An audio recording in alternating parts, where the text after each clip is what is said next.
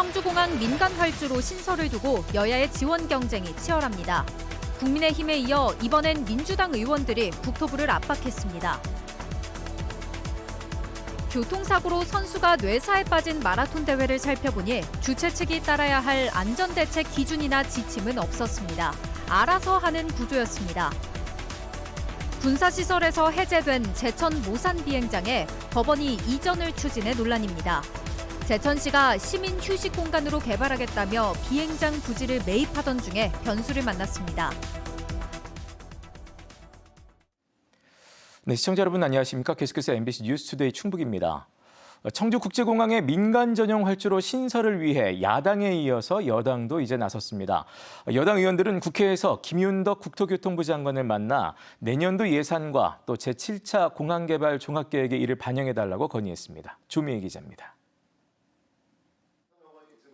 어제 열린 국회 국토교통위원회 전체 회의. 상임위에 속해 있는 민주당 이현희 의원은 청주공항 민간활주로 사전 타당성 조사 용역비 5억 원을 내년도 국토교통부 예산에 반영해달라고 요청했습니다. 이용객이 이미 6차 공항개발 종합계획 예측치인 335만 명을 초과했지만 군 겸용공항이라 운항을 늘릴 수 없는 상황이라며 세종시 행정수도 완성을 위해서도 시급하다고 말했습니다.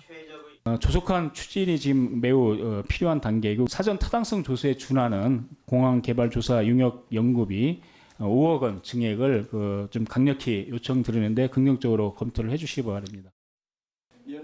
이어 청주 지역 여당 국회의원 3명은 김윤덕 국토교통부 장관을 따로 만나 청주공항 민간활주로 건설 추진을 건의했습니다. 사전 타당성 용역비와 7차 공항개발 종합계획 반영, 예비타당성 조사 면제를 요구하는 특별법 등 3가지 현안을 강조했습니다. 청주국제공항이 수도권의 거점 공항, 행정수도의 전문 공항으로 제대로 성장할 수 있도록 이 활주로 신설 예산 꼭 반영해 주시기를 부탁드리고 청주공항 민간활주로 신설 요구에 110만 명이 서명했다며 이는 충북을 넘어 충청권의 기대가 반영된 거라고 압박했습니다. 충청권에 하나밖에 없는 공항에다가 어쨌든 바다를 끼지 않고 있는 육지에서는 하나밖에 없는 공항이고 그러다 보니까 내륙권에서 굉장히 거점 공항이 되고 있어요. 김윤덕 장관은 공감한다면서도 말을 아끼며 원론적 답변을 했습니다. 본공항 지금 비율이 너무 높아져 가고 있기 때문에 거의 포화 상태에 가서 저는 민간 활주로가 필요하다는 당위성은 충분히 있다고 생각하고 있고요. 거기에 대해서 어쨌든 정부가 노력을 해서. 한편 충청북도와 청주공항 민관정위원회는 청주공항 민간활주로 신설을 압박하는 촉구대회와 토론회를 열기도 했습니다. 청주공항 민간활주로 신설을 위해 여야 할 것 없이 나선 가운데 7차 공항개발 종합계획은 다음 달 확정될 예정입니다. MBC 뉴스 조미애입니다. 충청북도가 올해보다 7% 5천억 원 많은 7조 6,700억 원 규모의 내년 예산을 편성해 충청북도 의회에 제출했습니다. 세부 사업별로 보면 김영환 지사 핵심 사업 가운데 하나인 일하는 바퍼 예산 103억 원, 충북자치연수원 부지에 조성할 문화예술 복합시설 예산 100억 원, 또 충북형 도시농부 육성에 53억 원 등입니다. 예산안은 다음 달 15일 충북도의회 정례회에서 확정될 예정입니다. 내년도 충청북도 교육청의 본 예산이 지난해보다 5.2% 감액 편성됐습니다. 충청북도 교육청은 물가와 인건비는 오르는데 중앙정부 이전 수입이 705억 원 줄었다며 지난해보다 5.2% 적은 3조 6,155억 원 규모의 내년 본 예산안을 충청북도 의회에 제출했습니다.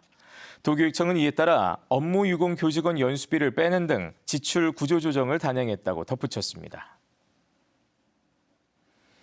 지난 10일 충북 역전 마라톤 대회에서 선두로 달리던 선수가 화물차에 치여 결국 뇌사 판정을 받았습니다.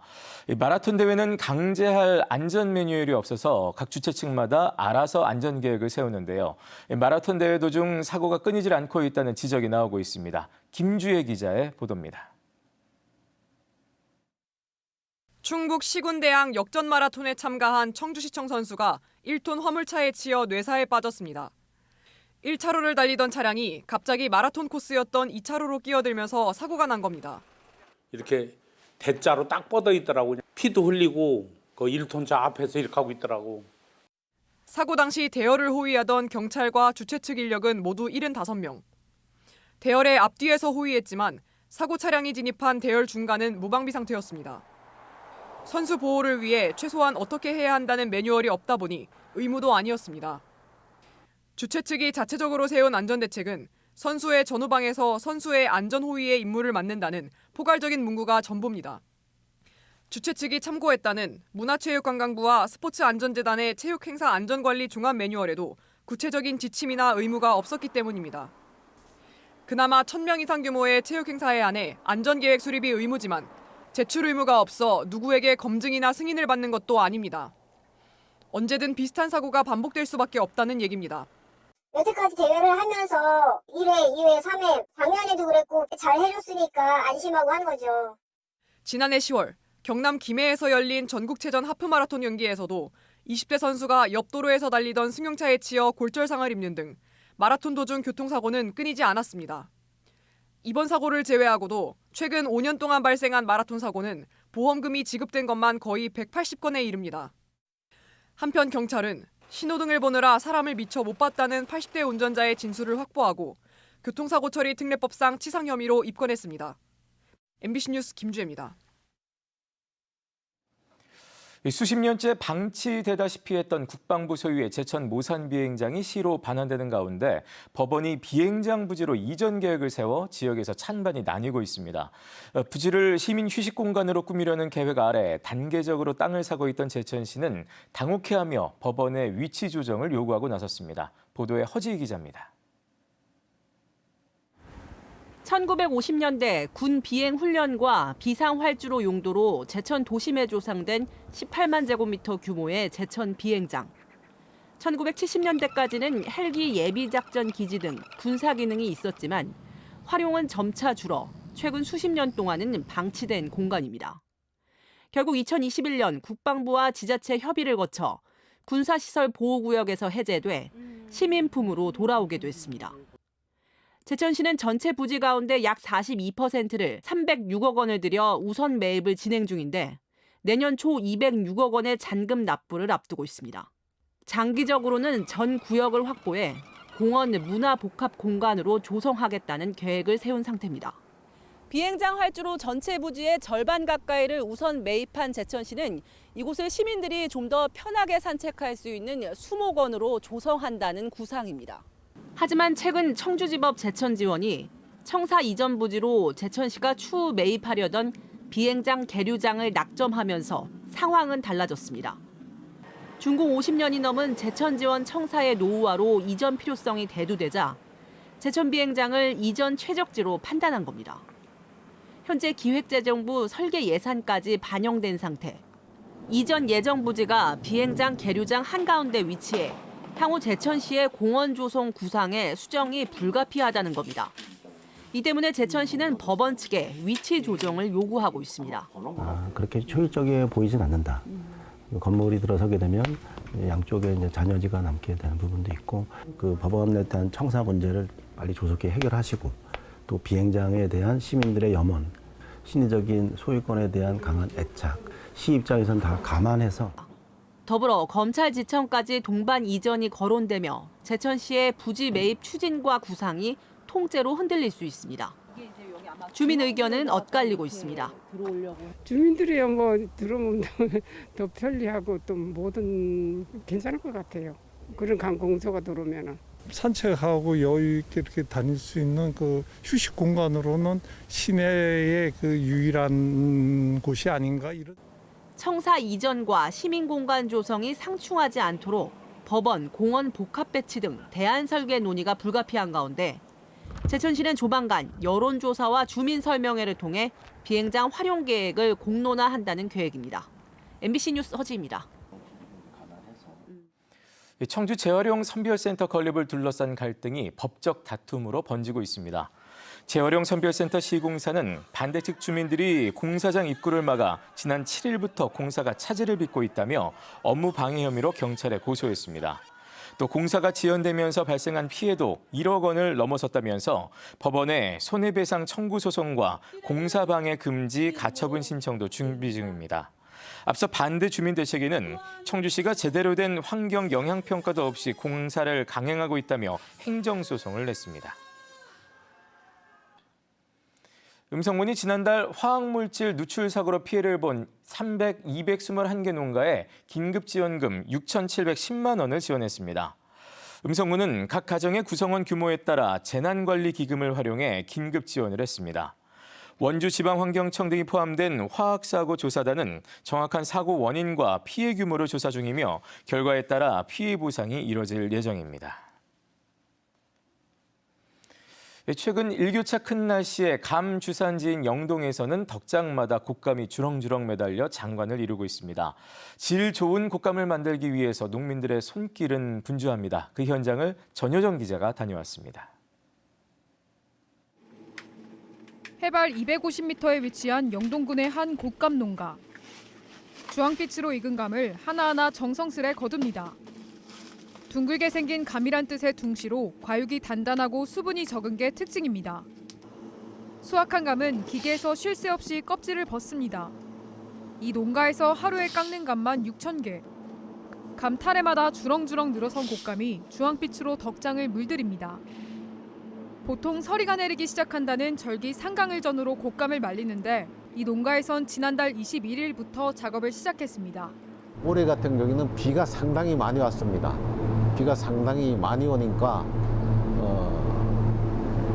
낙가도 조금 심했고 또 병충해 방제 이런 부분이 좀 어려움이 있었고 45일 동안 찬바람을 맞으면 달고 쫄깃한 곶감이 탄생하는데 농가들은 상품성 확보를 위해 자연 건조보다 기계 건조 방식을 늘렸습니다. 건조기로 건조한 지 6일째 되는 감입니다. 온도와 습도를 일정하게 유지해 자연 건조보다 5배 이상 빠르게 감을 말릴 수 있습니다. 충북 감 생산량의 70%를 차지하는 영동군은 일교차가 크고 산골바람이 불어 곶감 생산에 유리한 조건을 갖추고 있습니다. 곶감 타래랑 건조기 그리고 포장 박스 등을 지원을 하고 있고요. 매년 초에 설 명절을 앞두고 영동 곶감 축제를 운영을 하고 있고 건조된 곶감은 12월 초 본격적으로 출하될 예정입니다. MBC 뉴스 전유정입니다. 대학 수학능력 시험을 앞두고 문제지와 답안지가 충북에 도착했습니다. 문제지와 답안지는 청주와 충주, 제천, 옥천, 진천 등 5개 시험지구 교육지원청에서 보관되다 당일인 내일 아침 충북 35개 시험장으로 옮겨집니다. 오늘은 오전 10시부터 수험표가 배부되고 예비 소집은 오후 1시부터 각 시험장에서 진행됩니다. 올해 충북의 응시 인원은 13,890명으로 지난해보다 1,233명 늘었습니다. 한편 경찰은 수능 당일 시험장 주변에 경찰관 486명을 배치하고 주변 2km 안에 교통 혼잡 구간에도 교통경찰을 둘 예정입니다.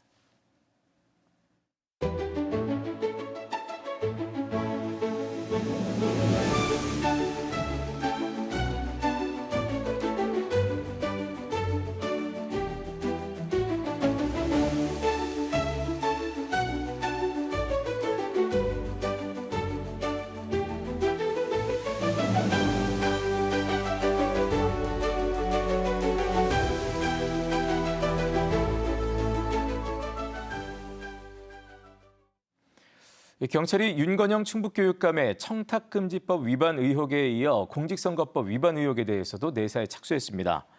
충북경찰청은 선거관리위원회로부터 윤 교육감이 지난 5월 윤현우 충북체육회장 등과 함께 골프를 친 뒤 식사를 제공했다는 신고를 이첩받아 입건 전 조사 중이라고 밝혔습니다. 앞서 경찰은 윤 교육감이 골프 접대를 받았다는 신고를 검찰에서 넘겨받아 내사 중이었습니다. 윤건영 교육감은 지난달 국회 국정감사에서 윤 회장이 카드로 골프비를 결제했지만 20만 원을 현금으로 돌려줬고 식사비 35만 원은 직접 냈다고 말했습니다. 진료를 먼저 받고 비용은 나눠내는 의료비 후불제 지원 규모가 500만 원으로 늘어납니다. 김영환 충북지사는 어제 기자회견을 열고 다음 달부터 의료비 후불제 지원 규모를 300만 원에서 500만 원으로 늘리고 한부모 가족까지 사업 수혜 대상도 확대하기로 했습니다. 충청북도가 지난 2023년 처음 시행한 의료비 후불제는 진료를 먼저 받은 뒤 비용을 36개월 동안 나눠 내는 제도로 최근까지 2,210명이 혜택을 받았습니다. 철로 및 빈 공간을 활용한 복합 문화공간 오송 서나마루의 소음 진동 우려가 기후였다는 조사 결과가 나왔습니다. 충청북도 보건환경연구원이 지난달 31일 오송 서나마루 내부를 측정한 결과 소음은 평균 47데시벨, 진동은 56데시벨로 국제표준화기구 ISO의 사무실 소음 진동 기준을 넘지 않은 것으로 나타났습니다. 특히 열차가 무정차 통과할 때 역 플랫폼에서 측정된 진동과 소음은 각각 94와 71데시벨로 높았지만 서나마루 내부는 큰 영향이 없다고 밝혔습니다. 한편 실내 미세먼지와 초미세먼지 수치는 인근 오송읍 대기 측정소 측정값의 절반 이하로 나타났습니다. 충청북도의 생활 밀착형 고용 정책인 도시근로자 사업의 참여자가 지난해 3배를 넘어설 전망입니다. 충청북도가 집계한 올해 도시근로자 참여자는 현재 기준 30만 명을 돌파해 10만 5천 명이던 지난해의 2.8배 수준입니다. 이는 3년 전 첫 시범 사업 때와 비교하면 373배가 증가한 수치라고 충청북도는 설명했습니다. 네, 뉴스투데이 충북이었습니다. 함께 시청해주신 여러분 고맙습니다.